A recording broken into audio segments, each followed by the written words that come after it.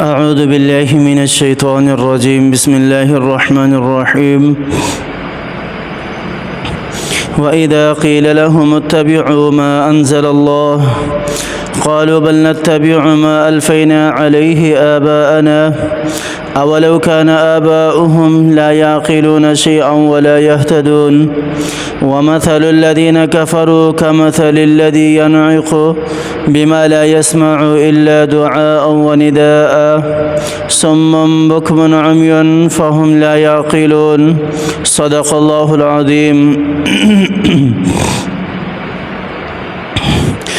اللہ تعالیٰ نے پچھلی آیات کے اندر ارشاد فرمایا کہ شیطان کی پیروی نہ کرنا.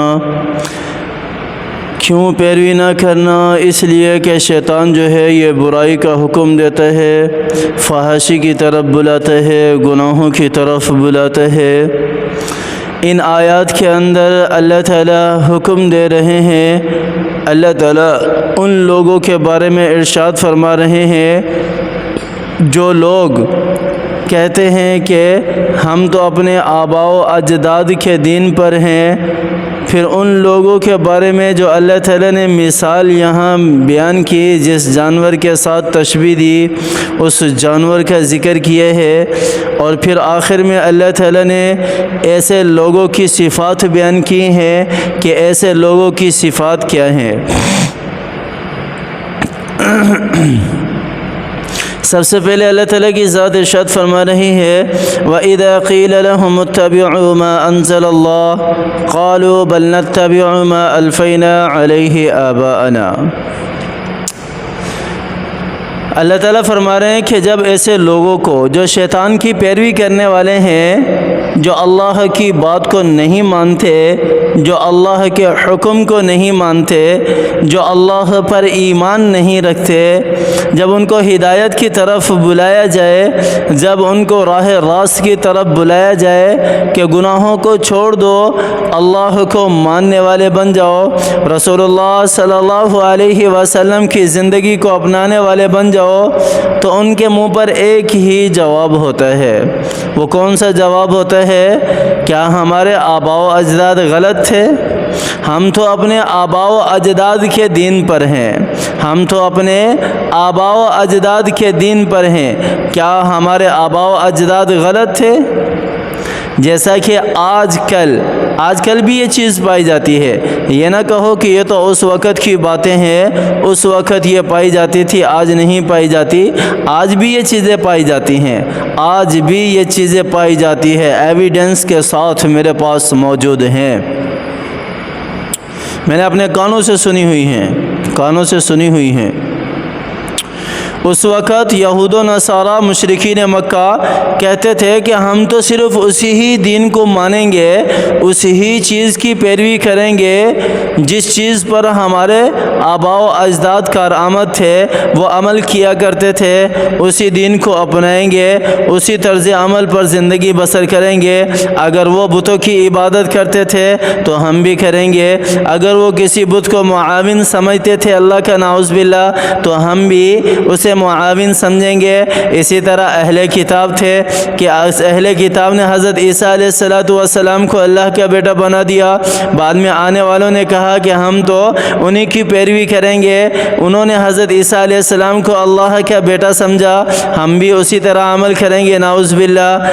اسی طرح یہودیوں کے بارے میں ہے، اور اسی طرح آج کے ہمارے مسلمانوں کے بارے میں بھی اس کے اندر یہی تعلیم ہے، جو کہتے ہیں کیا ہمارے بڑے جو ہیں وہ غلط ہیں؟ کیا ہمارے بڑے جو ہیں وہ غلط ہیں؟ یہ مولوی حضرات تو اپنا نیا دین لے کر آ گئے، یہ مولویوں کا دین ہے، یہ ہمارا دین نہیں ہے. ایسی باتیں بھی سننے کو ملتی ہیں، اور ایسے لوگ بھی ہیں جو یہاں تک کہتے ہیں کہ نہ نماز ہے، نہ روزہ ہے، نہ زکوٰۃ ہے، بلکہ ہمارے بڑے جس طرح کر گئے ہم بھی اسی طرح کریں گے. وہ صحیح راستے پر تھے، تم صحیح راستے پر نہیں ہو. اور جہاں ان کو قرآن کے دلائل دیے جائیں، جہاں ان کو آپ صلی اللہ علیہ وسلم کی احادیث سنائی جائیں، جہاں وہ خاموش ہو جائیں، ان کے پاس کوئی جواب نہ ہو تو آج کا ہمارا مسلمان پھر کہتا ہے کہ تم ابھی تک وہاں پہنچے نہیں ہو جہاں پر ہمارے بڑے پہنچے تھے. جہاں پر وہ پہنچے ہوئے ہیں وہاں تک ابھی تم پہنچے نہیں ہو۔ یہ جواب آج کل کے لوگوں کا ہے، اور پہلے والوں کا جواب کیا تھا؟ ما الفینا علیہ آباءنا بل نتبع ما الفینا علیہ آباءنا، ہم تو ان کی پیروی کریں گے جو ہمیں بتا کر گئے ہیں، وہی صحیح تھے، وہی صحیح تھے۔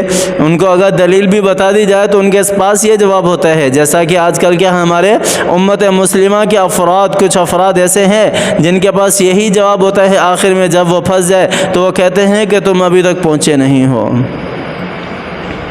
اگر کوئی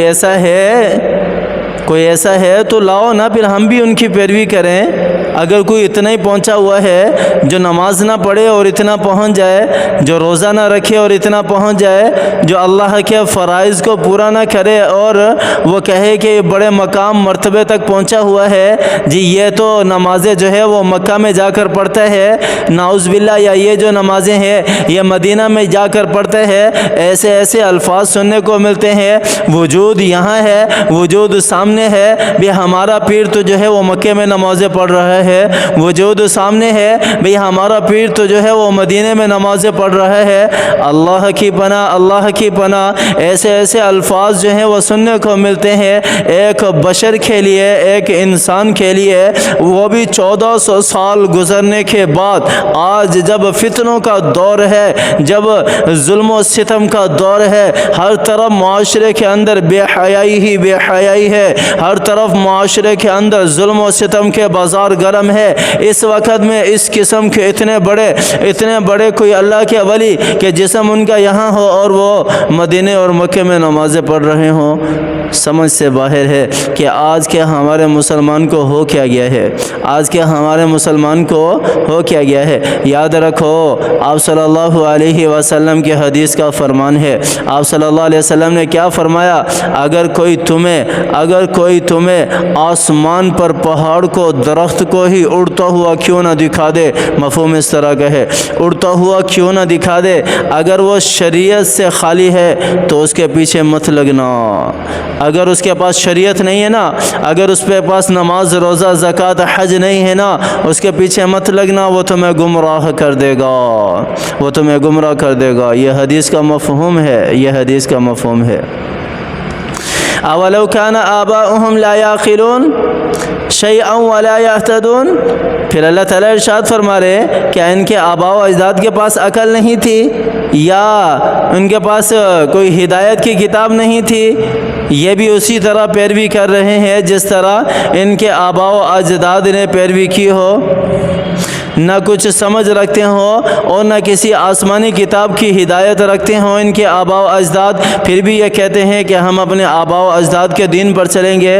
وَمَثَلُ الَّذِينَ كَفَرُوا، ان کی مثال، یہ جو کفر کرنے والے ہیں، یہ جو انکار کرنے والے ہیں، ان کی مثال كَمَثَلِ الَّذِي يَنْعِقُ بِمَا لَا يَسْمَعُ إِلَّا دُعَاءً وَنِدَاءً، ایسے جانور کی طرح ہے کہ جو پکار کو سننے کے علاوہ اس اور کوئی کام نہیں ہے۔ جانور ہے نا، جانور ایک خاص طریقے سے ان کو بلایا جاتا ہے، بس وہ اتنی ہی آواز سنتے ہیں، وہ سمجھ جاتے ہیں کہ ہاں ہمیں یہاں سے بلایا جا رہا ہے، منع کیا جا رہا ہے، اتنا تو وہ بھی سمجھ لیتے ہیں، لیکن یہ کافر تو یہ بھی نہیں سمجھتے، یہ اللہ کے نافرمان تو یہ بھی نہیں سمجھتے۔ ان کی مثال تو صم بکم عمی فہم لا یعقلون، یہ تو گونگے ہیں، بہرے ہیں، اندھے ہیں، انہیں کسی قسم کی کوئی عقل ہی نہیں ہے، کوئی سمجھ ہی نہیں ہے۔ اللہ تعالیٰ نے قرآن پاک کے اندر دوسری جگہ یہی صفات کن لوگوں کے لیے ارشاد فرمائی؟ ان شر الدواب عند اللہ الصم البکم الذین لا یعقلون، کہ اللہ تعالیٰ کے ہاں سب سے ناپسندیدہ شر پھیلانے والے جانور اور شریر جانور وہ ہیں جو گونگے ہیں، بہرے ہیں، اندھے ہیں، کسی قسم کی کوئی انہیں سمجھ نہیں ہے، کچھ بھی وہ دیکھتے نہیں ہے، بس ان کا کام ہی شر پھیلانا اور فساد پھیلانا ہے۔ یہ لوگ بھی انہی کی مانند ہیں، انہی کی طرح ہیں۔ اللہ تعالی ہمیں قرآن کی سمجھ عطا فرمائے۔